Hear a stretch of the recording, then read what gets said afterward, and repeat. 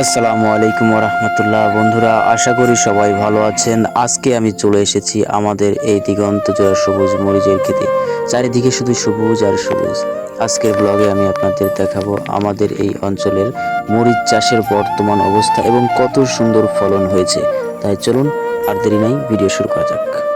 দেখুন বন্ধুরা, প্রতিটি গাছে কি পরিমাণে মরিচ ধরেছে। এই মরিচগুলো দেখতে যেমন সতেজ তেমন দেখতে যেমন সুন্দর, ঝালও কিন্তু বেশ কড়া, একদম বিষমুক্ত এবং সতেজ। গাছের এই যে সাদা ফুলগুলো থেকে ছোট ছোট মরিচের বড় হচ্ছে। এই যে ছোট ছোট মরিচ দেখা যাচ্ছে, এগুলো বড় হচ্ছে।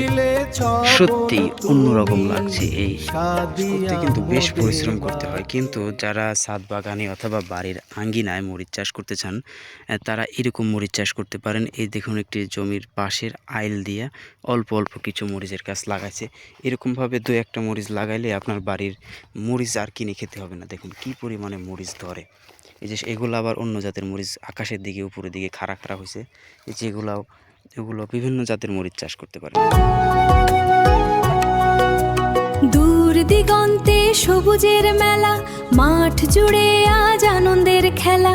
সাদা ফুলের মাঝে কাঁচা মরিচের হাসি, কৃষকের মনে তাই স্বপ্ন রাশি রাশি।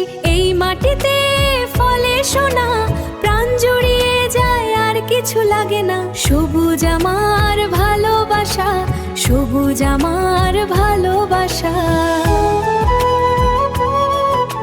বন্ধুরা, আজকের এই ছোট্ট কৃষি ব্লগটি আপনাদের কেমন লাগলো অবশ্যই কমেন্ট করে জানাবেন। ভিডিওটি ভালো লাগলে লাইক দিন এবং আমাদের গ্রামীণ জীবন আরও দেখতে চ্যানেলটি সাবস্ক্রাইব করে পাশেই থাকুন।